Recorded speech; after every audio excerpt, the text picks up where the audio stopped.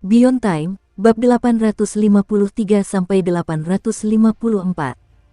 Untuk melihat video selengkapnya, sahabat bisa kunjungi playlist yang telah Sabta Novel sediakan. Yuk mari, kita berimajinasi bersama dan masuk ke alur ceritanya.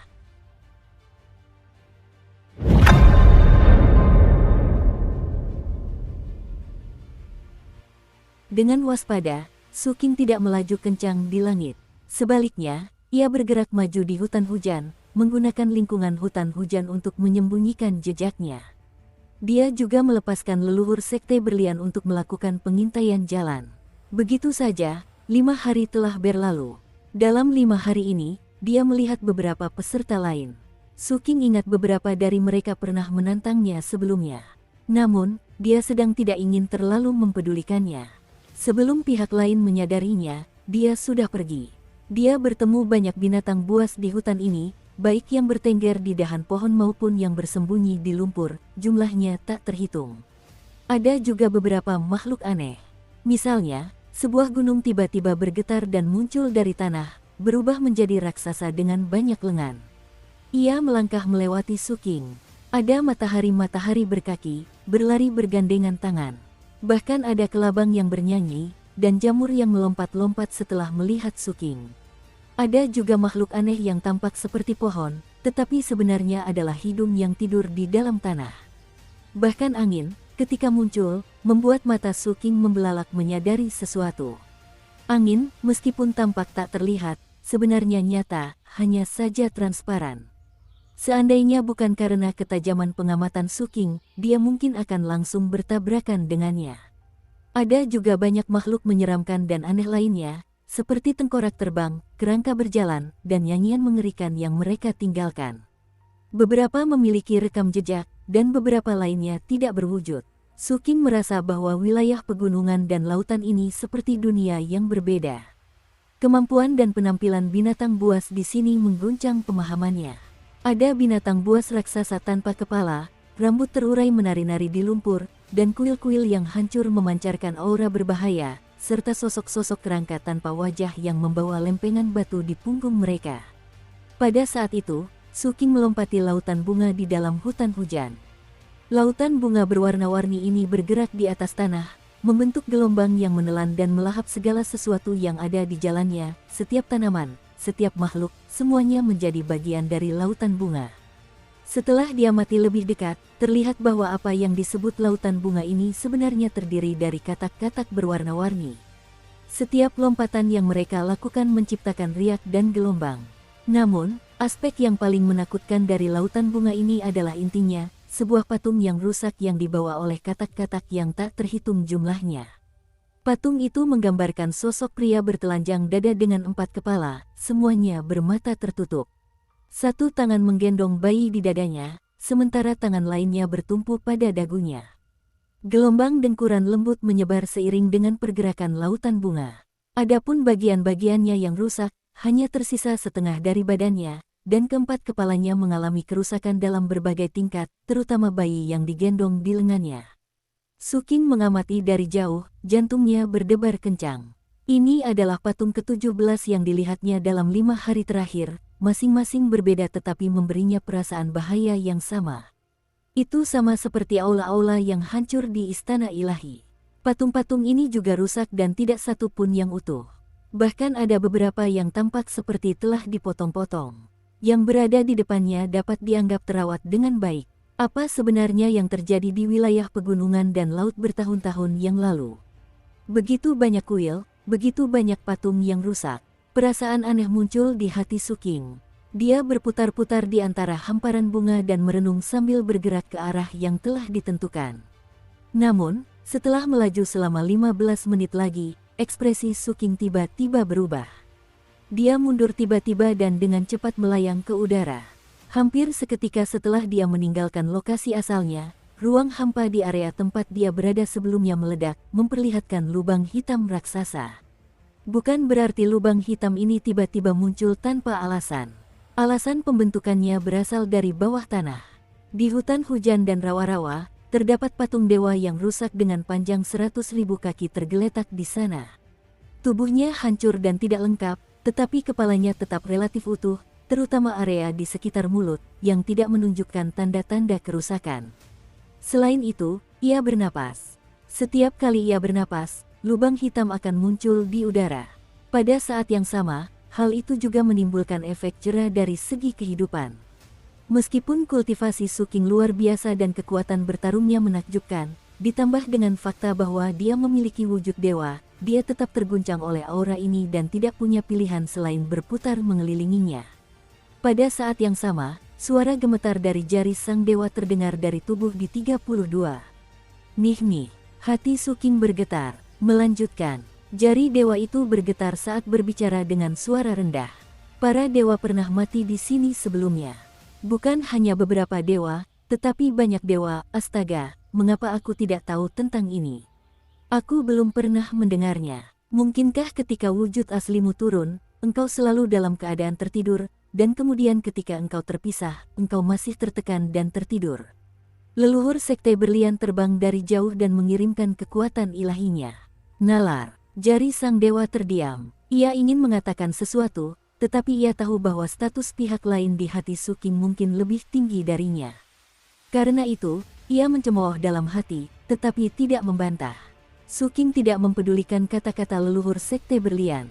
Dia teringat patung-patung yang rusak yang dilihatnya di jalan dan menatap hutan hujan ini. Matanya perlahan menyipit saat dia menarik napas dalam-dalam.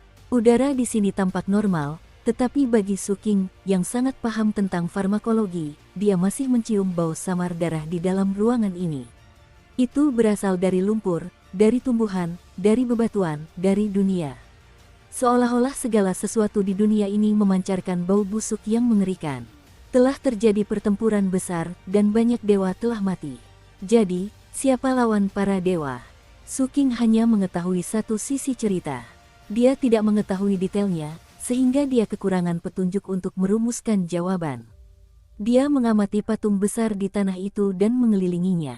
Tepat ketika dia hendak mempercepat langkahnya, suara siulan terdengar dari cakrawala yang jauh, dan 7 hingga 8 pelangi muncul.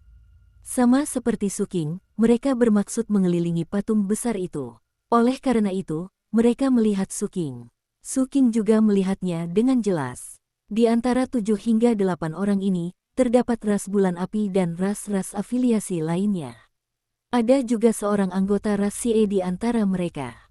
Jelas, mereka adalah tim sementara. Setelah melihat Suking dengan jelas, ekspresi ke-7 atau ke-8 orang itu langsung berubah.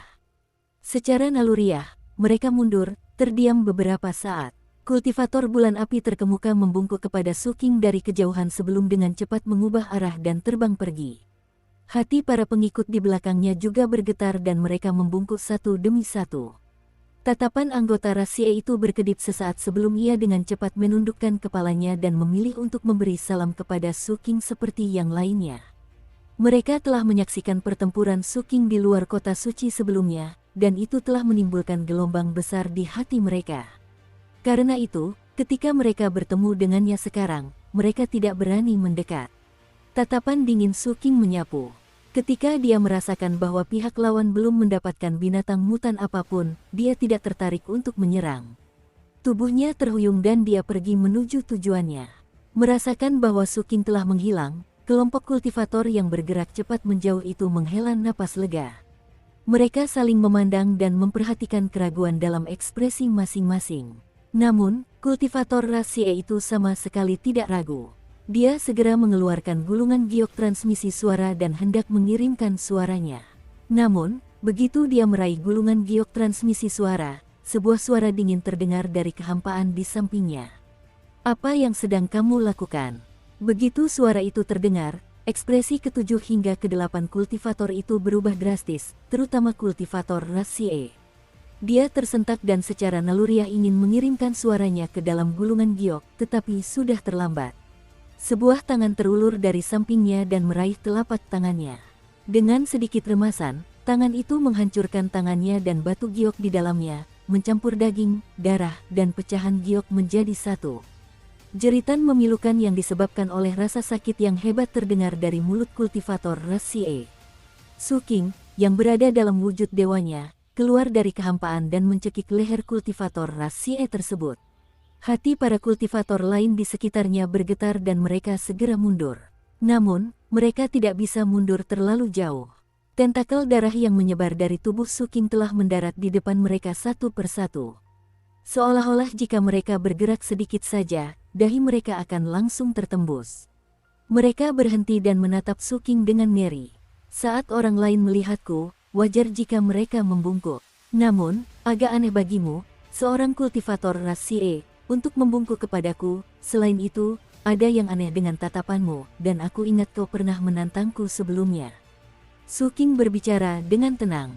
Suking sangat teliti. Meskipun dia telah pergi lebih awal, hal kecil yang mencurigakan ini tetap membuatnya waspada. Karena itu, dia kembali untuk memeriksanya. Pada akhirnya, dia melihat adegan di mana pihak lain ingin menyampaikan suaranya. Katakan padaku, kepada siapa kau akan mengirimkan informasi itu? Suking berbicara dengan tenang. Kepanikan terlihat di mata kultivator ras CA itu. Tepat ketika dia hendak berbicara, kultivator dari surga mistik bulan api tiba-tiba berbicara. Saudara Taoisu, izinkan saya memberitahu Anda. Ji Dongxi menyebarkan berita 5 hari lalu untuk mencari jejakmu, dan mengirimkan lokasimu jika ada yang melihatmu. Dukung terus channel YouTube Sabta Novel. Pengkultivator dari ras CA ini pasti sedang berusaha memberitahu Ji Dongxi. Kulturis dari surga mistik bulan api ini adalah orang yang cerdas. Dia tidak ingin terlibat dengan kultivator ras CA yang memiliki keinginan untuk mati. Dia juga tahu bahwa Suking sangat tegas dalam hal membunuh. Karena itu, dia mengerti bahwa jika kultivator ras CA itu mengambil inisiatif untuk menjawab, hidup dan matinya akan ditentukan oleh pikiran Suking. Jika dia mengatakannya lebih dulu, kemungkinan untuk bertahan hidup akan meningkat pesat. Para kultivator lainnya juga bereaksi dan berbicara satu persatu. Suking melirik kultivator di tangannya. Melihat aura panik pihak lain, dia punya jawaban. Dia mengepalkan tangannya dan dengan suara retakan, tubuh dan jiwa kultivator itu hancur. Pada saat yang sama, hati orang lain juga bergetar. Mereka semua terdiam dan menatap Suking dengan ketakutan. Tatapan Suking menyapu mereka. Kemudian dia melepaskan pembatasan racun dan menanamkannya ke dalam diri mereka. Beberapa orang ini merasakannya dan wajah mereka memucat. Temui aku untuk menetralisir racun setelah segmen kedua berakhir. Suking berbicara dengan tenang. Dengan gerakan tubuh yang lincah, dia menghilang tanpa jejak. Semua kultivator, termasuk kultivator dari surga mistik bulan api, terdiam. Namun, mereka tidak punya pilihan selain pergi dengan berat hati. Setelah mereka menjauh, Suking muncul kembali.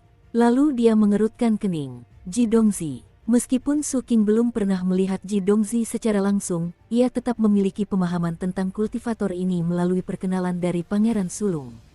Peringkat kedua di antara para terpilih dari surga dalam ras surga mistik bulan api.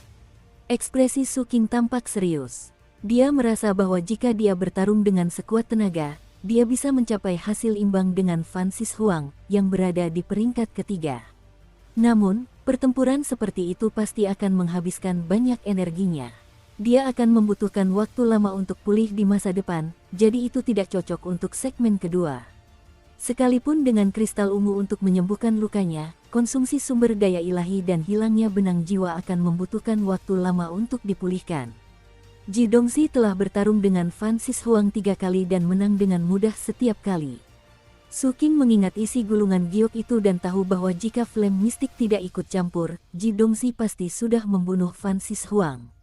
Suking tahu betul bahwa dia bukanlah tandingan kekuatan tempur seperti itu. Pada akhirnya, fondasi yang dibangunnya masih relatif tidak memadai. Adapun alasan di balik pihak lain yang menyebarkan berita dan mencari keberadaannya, itu tidak penting. Faktanya tetap seperti apa adanya, dan ada terlalu banyak alasan yang bisa dispekulasikan. Oleh karena itu, setelah Suking berpikir sejenak, dia bergerak lebih hati-hati, lebih fokus pada penyembunyiannya. Dia tidak ingin bertemu orang ini sebelum mendapatkan makhluk mutan. Terlibat dalam pertempuran hidup dan mati adalah satu hal, dan rencananya yang digagalkan adalah hal lain. Aku masih 10 hari lagi sampai ke tujuanku. Di hutan hujan, Suking bergumam dalam hati sambil bolak-balik. Begitu saja, waktu berlalu dan tak lama kemudian, 5 hari lagi pun berlalu. Selama 5 hari ini, Suking berusaha sebaik mungkin untuk menyembunyikan jejaknya. Jika dia melihat kultivator bulan api, dia akan tetap menjauh dan tidak mendekat. Dia juga bersembunyi dan menunggu pihak lain pergi sebelum muncul. Namun, terkadang, perkembangan sesuatu terjadi di luar kehendak seseorang. Selain para kultivator, terdapat juga sejumlah besar binatang buas dan makhluk aneh dengan kekuatan yang menakutkan di wilayah pegunungan dan lautan ini. Untuk yang terakhir, Suking memiliki bayangannya dan bisa menghindari atau mengintimidasi mereka sampai batas tertentu.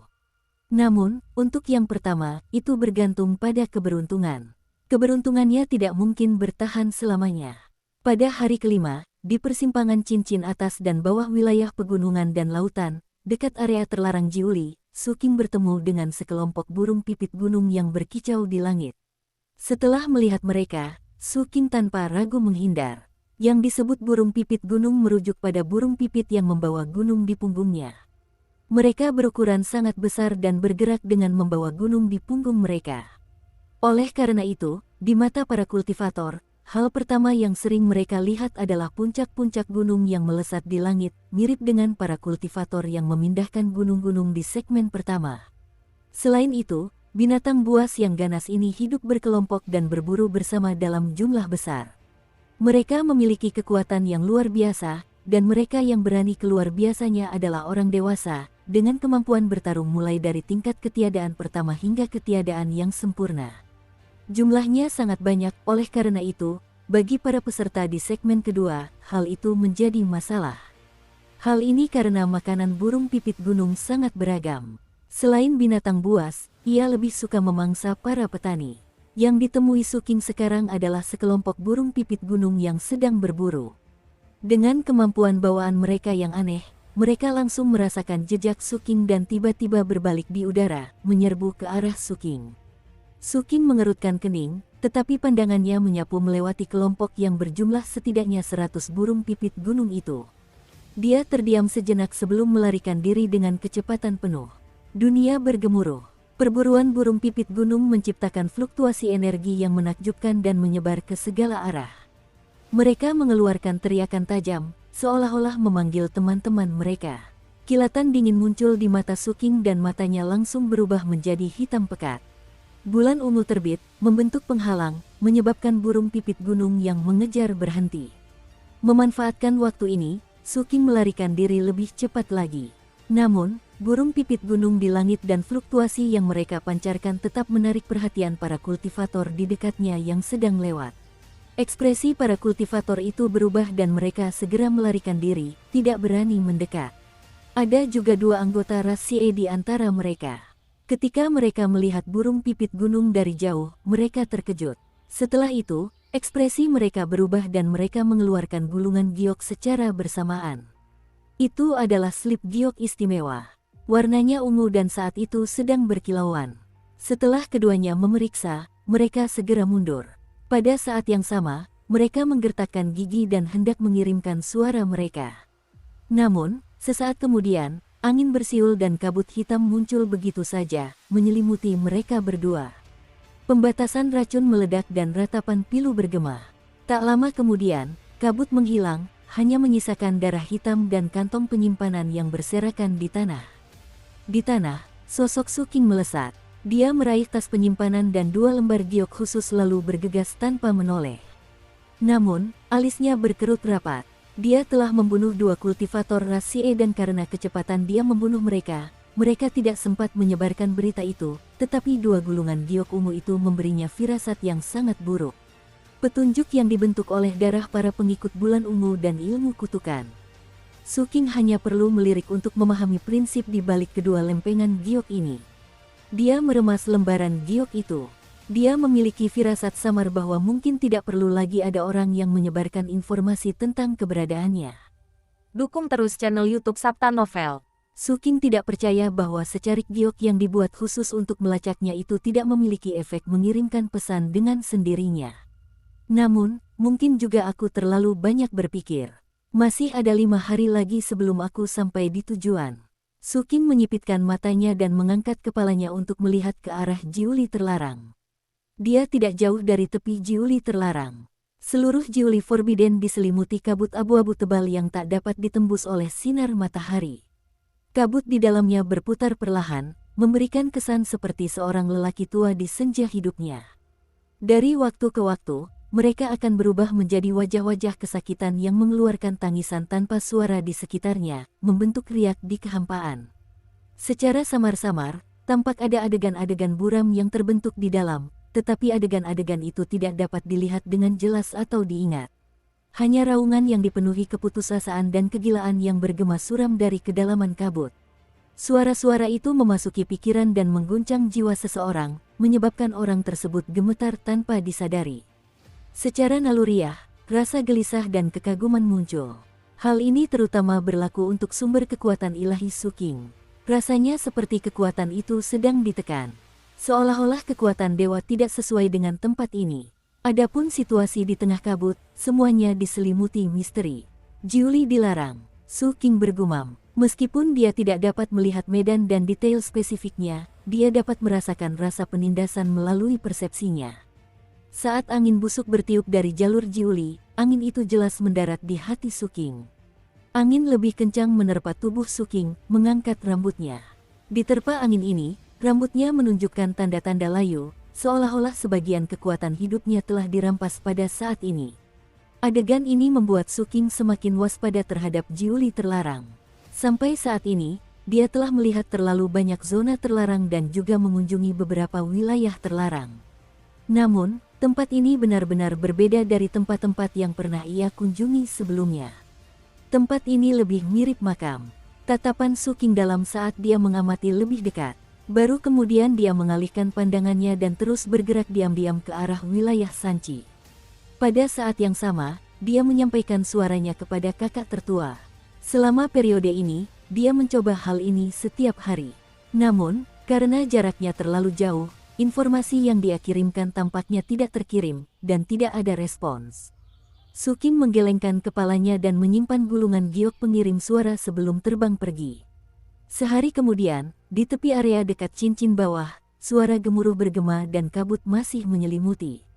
Sosok-sosok kultivator rahasia ingin bergegas keluar dari kabut, tetapi pada akhirnya, mereka tetap berubah menjadi darah. Saat kabut menghilang, Suking keluar. Di belakangnya terdapat puluhan kultivator dari rahasia. Suking menoleh dan melirik mayat-mayat yang meleleh di belakangnya dengan ekspresi muram. Dia telah disergap ketika melewati tempat ini sebelumnya. Pihak lain tampaknya mampu mengetahui keberadaannya dengan akurat. Terlebih lagi, mereka sama sekali tidak peduli dengan nyawa mereka. Ketika mereka melihatnya muncul, mereka menggunakan segala macam cara yang merusak. Bahkan ada beberapa yang menghancurkan diri sendiri seperti orang gila. Menurut Suking, tujuan mereka bukanlah untuk membunuh, melainkan untuk mengulur waktu. Yang terpenting, masing-masing dari mereka memiliki slip giok ungu khusus.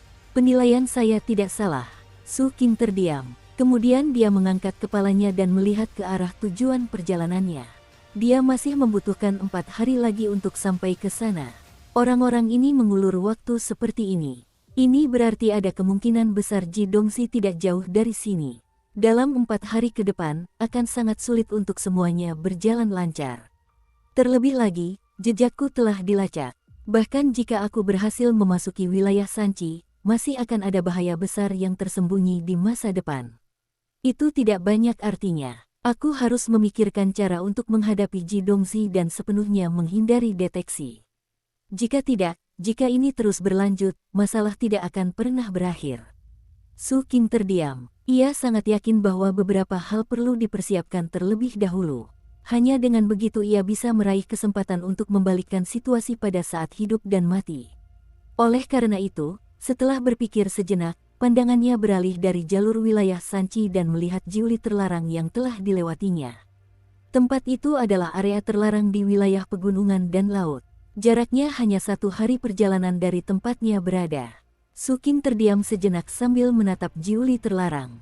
Tekad terpancar di matanya. Dalam hal kekuatan tempur, kemungkinan besar aku lebih rendah dari Ji Dongxi. Namun, dalam hal bertahan hidup, Suking merasakan kristal ungu itu dan inti dirinya menjadi tenang. Dengan gerakan tubuh yang lincah, dia mengubah rutenya dan melaju menuju Jiuli Forbidden. Penilaian Suking tidak salah. 4 jam setelah dia pergi, pelangi melesat dari langit yang jauh dengan aura meremehkan. Ia langsung tiba di lokasi tempat Suking berada sebelumnya. Pelangi itu menghilang dan berubah menjadi sebuah sosok. Itu adalah Ji Dongzi. Dia berdiri di tanah dan melirik tempat para kultivator ras Xie tewas. Setelah itu, dia menutup matanya dan merasakan. Di rute Jiuli, Ji Dongzi dengan tenang berbicara. Dia tidak bodoh. Namun, kemungkinan dia lolos dariku sangat kecil. Ekspresi Ji Dongzi dingin. Dia melangkah maju dan terdengar suara deru angin. Sosoknya tampak mampu melacak jejak Suking saat dia mengejar. Begitu saja, yang satu bergegas maju sementara yang lain mengejar. 6 jam kemudian, ekspresi Suking berubah dan dia tiba-tiba menoleh. Saat ia menatap cakrawala, awan dan kabut meledak dan kehampaan bergejolak. Cahaya merah menyala menyapu ke segala arah dan menghubungkan dunia, bergemuruh ke arahnya seperti longsoran salju. Di tengah lautan darah, dia bisa melihat sosok hitam yang menatapnya dengan dingin.